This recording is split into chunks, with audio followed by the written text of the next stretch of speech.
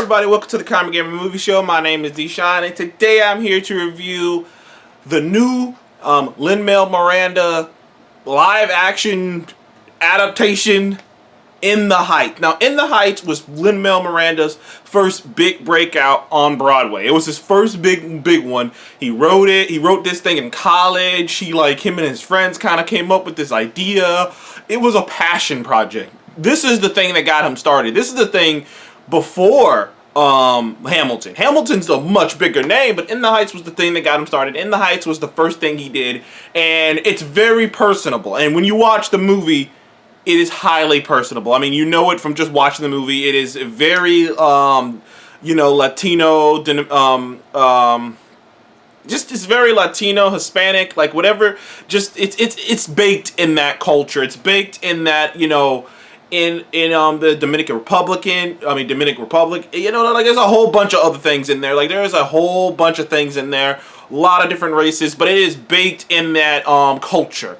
And the movie takes place in Washington Heights, New York, which is like kind of one of the lesser known, this is a pretty lesser known, talked about area of New York. You talk about the Bronx, you talk about Queens and stuff of that nature. You talk about Brooklyn, but there's not a lot of conversation about Washington Heights. They don't really talk about that. That's not something that's really, I've never seen Washington Heights mentioned in any other form of media except for this movie. And when I was excited to go see this movie, because first of all, I loved Hamilton. You guys saw my review of the Hamilton play that they had on Disney Plus. Loved it. The music was still stuck in my head to this day. And I love Lin-Manuel Miranda. Wrote the music for Moana, wrote for this. He's written on multiple things. He wrote the music for Mary Poppins.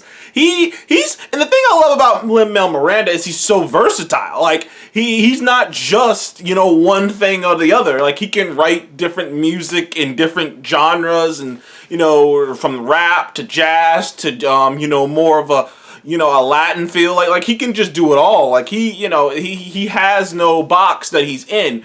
And he manages to be able to make these songs that are catchy, upbeat, memorable, and, anyone can listen to them. So he has a skill for this. He has a real skill for this. And right now he is everywhere. He's got a movie coming out on Netflix soon.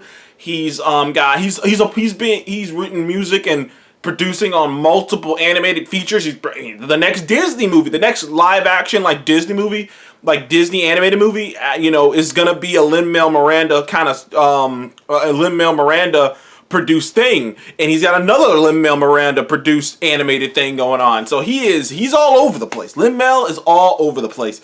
So to see this movie, which I was excited to see, because like I said, this was his first break. This was his first big break. This film really represents the first time people saw him, and it got his foot in the door.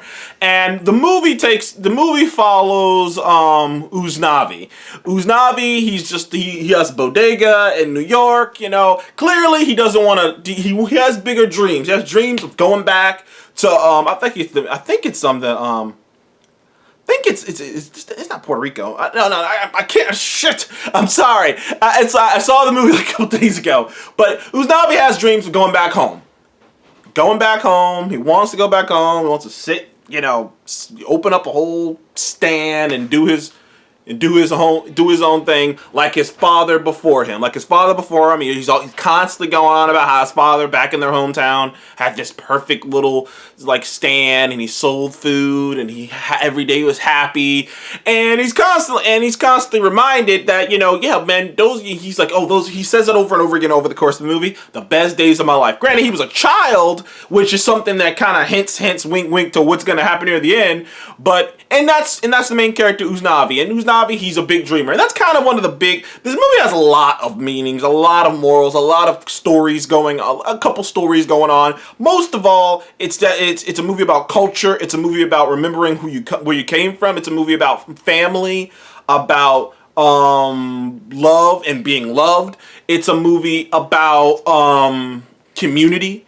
It's really the movie. It's a lot of positive things. There's a lot of positive things. It's a movie about being a dreamer. It's a movie about wanting better. It's a movie about the pressures of wanting better. There's an entire subplot, which I thought was a very interesting subplot and very realistic, especially to people my age, where sometimes when you come from those rough neighborhoods, those rough towns, those rough neighborhoods where no one actually goes anywhere, and they see you as someone who's an overachiever, someone who's going to do something, they might put that weight on you. There's a character in this, and I felt bad for her. Like, there's a character in this, and literally everywhere, when she comes back home from college, she went to Stanford, and every person who sees her goes, oh, we knew you would make it one day. Oh, we knew you're the first one to make it out of Washington Heights, and I tell my kids about you. I tell my kids to try to be like you. And like, all these people are like putting this heat, like, we know you're gonna do something great one day. We know one day we're gonna look up and be like, oh, we remember her. And like constantly, and that pressure that comes from that, the pressure that everyone wants to get out,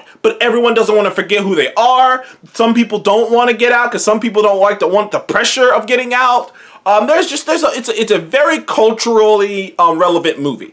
Now, this movie is interesting because I dug a lot of the songs. 2 songs in particular. The first song and 96,000. 96,000 was my favorite song in the entire movie. That thing bombed, man. 96,000, I was like, yeah, man, this is good. I was just like, oh, shit. Couple other pretty good songs, some sad beats, but like overall, it felt real. It felt authentic. It felt like it was coming from a perspective of someone. Nothing felt fake. Nothing felt like phony. Now the story itself isn't the most original story. If you've watched any movies that has something to do about the projects or something to do about a rough neighborhood or a rough town, you kind of got the vibe of what you're gonna get here. But the performances were great. The music was great. The beat was great. Like, there was some really fun songs, really hard emotional beats in this, has a lot of great morals. It's just a good time to go watch with the family. Though I do suspect that the Latino, Hispanic, that kind of section of the community is going to get a lot more out of this than most people, because it just feels like it's targeted to them. It just feels like it's the same way that Crazy Rich Asians is a great movie. I actually saw Crazy Rich Asians, and it's a great movie, but it does feel like, it's targeted towards the Asian American / Asian community. And, you can feel it. I mean, when you watch all kinds of movies, I'm sorry, when I watch, there are women who love Dredd, but there ain't no doubt in my mind, Dredd's targeted towards men.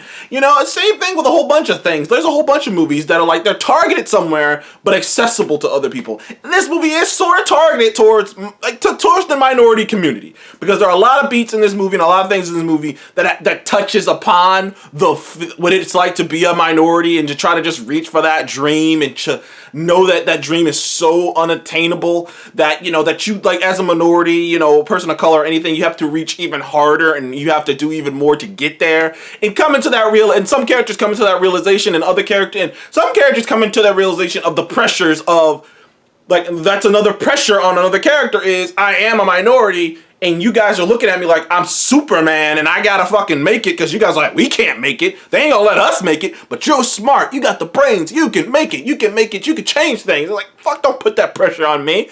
I felt bad for her. Great music, great characters, fun beat. I had a good time watching it, man. I had a good time watching it. It breezed by.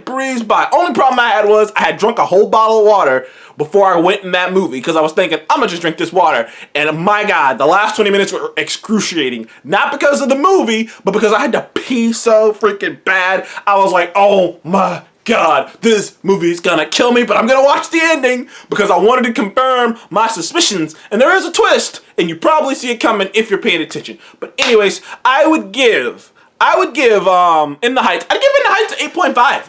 As musicals go, it's great, it's original, it's different. It's not quite as good as Hamilton. I think Hamilton was just written better. The story of Hamilton was a little bit more interesting, and the song music in Hamilton was better. But there are songs in this movie that are great, that are fun. It's just, it doesn't quite reach that level. And maybe that's my expectations.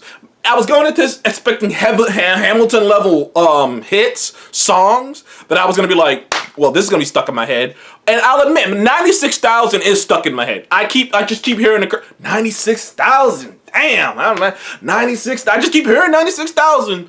But other than that, none of the other songs really stuck. The story itself was, it was a nice one. It was a nice, neat, and simple story, and all the characters were believable. But, you know, it never reached those heights of Hamilton. But it's still a great time at the theaters. I would check it out if I was you, especially if you're into music and if you're into musicals. In the Heights, production value was great. It was shot great. It was directed great. In the Heights gets an 8.5 from me. Thank you guys for joining the Comic Game Movie Show. Please remember to like, subscribe, and I will see you guys in the next one.